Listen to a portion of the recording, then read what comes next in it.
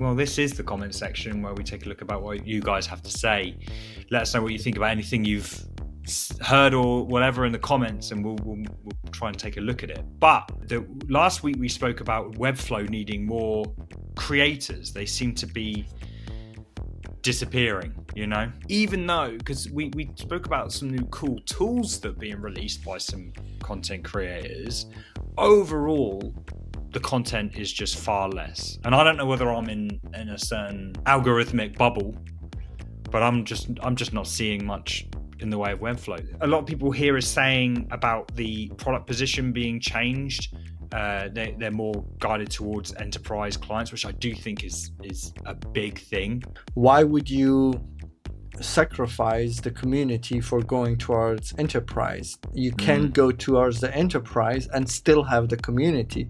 That's my issue. Like, even if you want to be an enterprise tool, you want people to choose your tool and build with your tool, and that is your community. So you nurture them, you help them, you want them to succeed because they use your tool to, in this case, towards enterprise. And yeah, that is a big part. Another one, like the second comment about Framer sponsoring everything, which is also true. Framer is sponsoring everyone, and it looks like everybody is trying to make content for Framer. They also they gave away 100% of the revenue from templates to their creators. That also made it so that many people started making templates and sell it and just keep the money and talk about it. I think that is also true. That is a big one.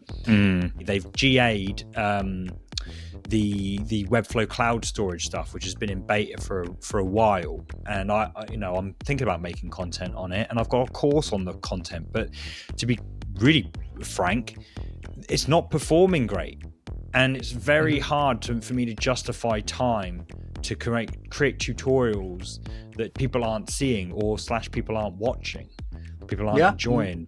And I wonder why people aren't enjoying them as much, because the content is being created, but I'm not getting the watch hours that I used to. People do like the yearly stuff. I'll probably will do a yearly video of the breakdown of Webflow Conf, but that just seems like I'm just cashing in on the stuff that's doing well. But it's guys, it's a two-way street.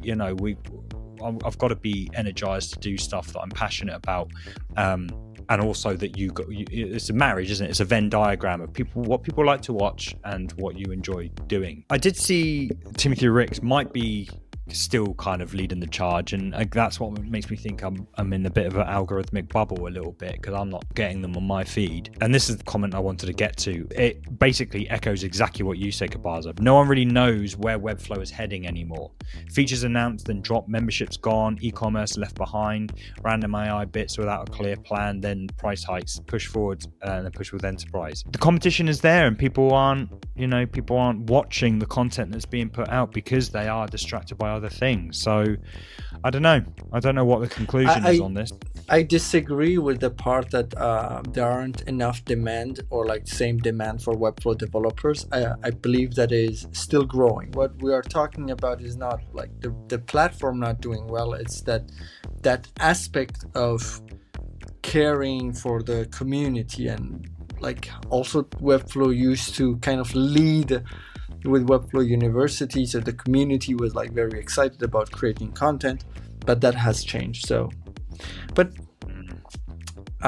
it is what it is in a way. It is what it is. I guess they are trying to get back on track, but we'll see. This is part of a larger conversation on my show, Cmd+AI, which we stream live every single week. We discuss the news and all things related to AI in the world of design and web. Catch us next week and join in the banter.